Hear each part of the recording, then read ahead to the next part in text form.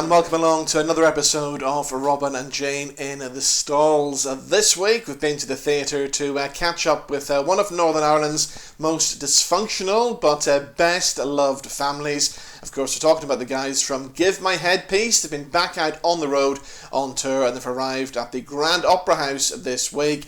And Jane, I cannot believe that you've never seen the Give My Headpiece live show before.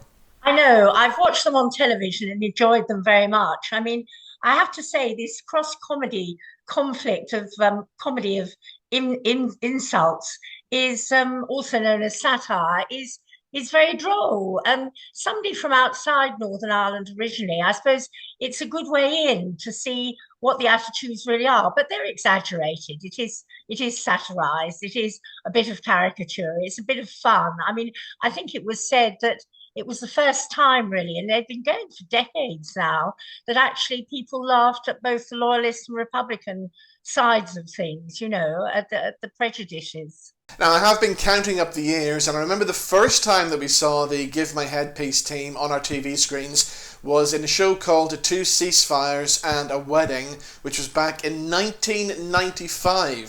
So it's been 30 years.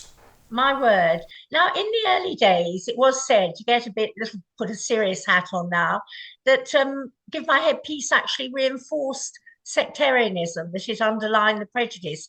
But I'm not sure that that's the case. I think they were having a laugh. It was good humoured, and it laughed at the prejudice. I mean, Tim McGarry has said that very much the point was that violence was wrong, but they didn't want to just say to people, be nice to each other. He said we didn't write three loyalist gags and three Republican gags. We just wrote what made us laugh, and it makes us laugh now. And as always, the jokes are bang up to date, and of course, our Northern Ireland politicians, they're still kind of writing the material for themselves, aren't they? Oh, they certainly are. I love the scene where Dympna, the wonderful Alexandra Ford in Pretty in Pink, very much like Michelle O'Neill, clearly her role model. She has the hotline to and from Michelle, and she was told to have the conversation. I can't do the accent about a united Ireland with the Protestants. Go on, Dympna, have that conversation. Well, she tried. She really did. I think she tried with Pastor Begbie and various other Protestants who were littering the place, so to speak, and she got nowhere. They said no, go away in rather less polite terms, and that was amusing. So we meet all our favourite characters. You've got Dama, you've got Cal, you've got Billy and Dympna, Pastor Begbie, and Sandy the barman, of course, who's relatively new to the cast, played by Kieran Nolan, who I thought did a great job as well. Yes, he did do a great job. I thought they all did actually. I like the sequence very much, and I think you did, where Ma discovers that her famous statue that's been handed down by generations of Mars, the famous statue of and was it Saint Concepta of Immaculata, Yeah. that is now worth a lot of money. And of course, Dar immediately the Kaching signs light up, and he wants to take it to the Antiques Roadshow. And so we got Alexandra Ford being Fiona Bruce, which was quite entertaining. I'm not sure the accent was absolutely spot on, but she did a good job. And of course, Star then pockets the money, but there is the curse of the statue to come. And what I love about this show, and especially in the Antiques Roadshow scenes as well, is how they actually take the piss out of the BBC, out of BBC shows like the Antiques Roadshow. And then, of course, there's jokes aimed at Stephen Nolan and Barra Best as well. And, of course, the guys from Give My Headpiece are also on a BBC TV channel.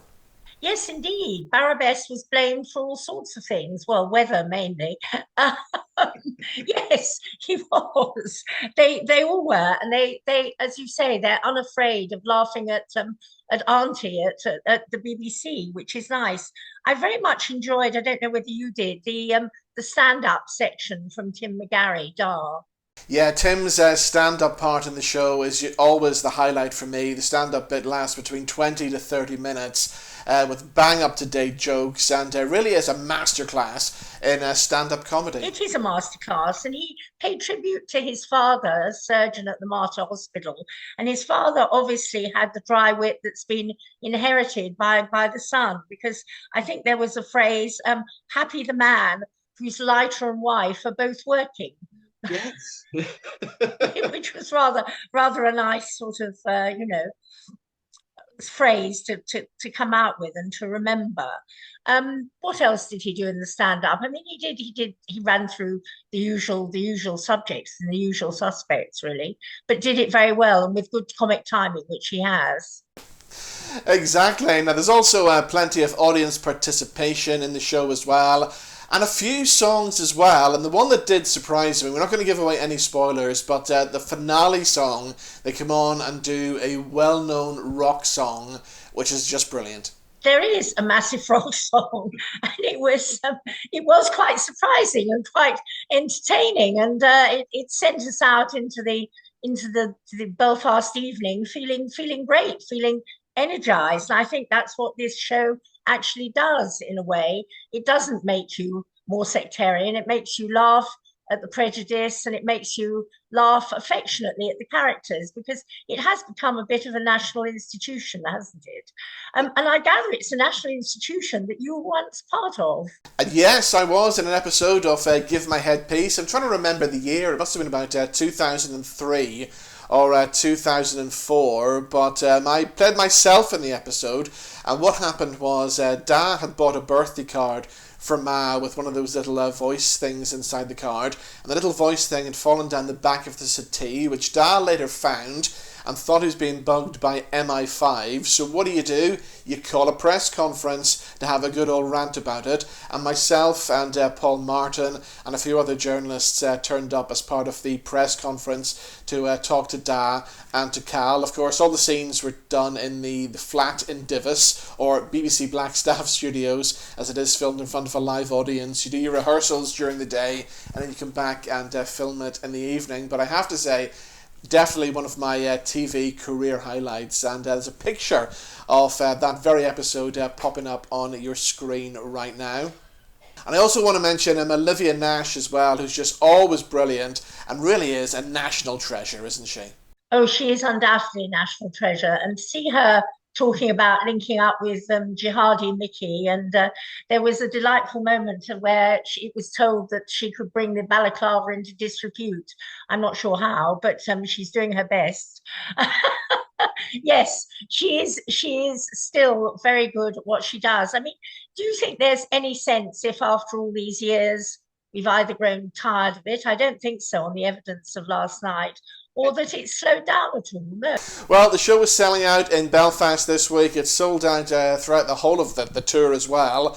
And I would imagine they will probably go on. They've lasted 30 years already, so they'll go on for as long as they want to, I think. It will run and run, rather like the Michelle and Emma show, and they were always going out apparently to have their photos took. So it's time now for us to give our final thoughts and give our scores on the show. As you know by now, we don't use the star system. We use something connected to the TV show. And since there's a lot of Irish flags popping up on the show, we'll do our voting with our little tricolours. Tricolours trickling all over the place. Yes, they were. So we'll have those little tricolours trickling across your screen right now. So once again, for another hilarious sellout show at the Grand Opera House with up-to-date topical comedy. And you know, we all need a laugh at the moment, and this really is the perfect night out to cheer you all up. So I'm going to give 4 little Irish flags. Yes, I think I'm going to join you with the 4 tricolour tribute to Give My Headpiece. It was entertaining. It was, in a way, a little bit thought-provoking, and came out happy into the night after a blast of rock. What more do you want, really? Fabulous. And of course, if you want to get in touch with us, if you've been to see Give My Headpiece this week, or there's anything else that you've seen in the theatre, we'd love to know your thoughts over on our social media pages. As always, thank you for watching, thank you for listening, and we'll see you again in the stalls sometime very soon. Indeed we will. Bye-bye.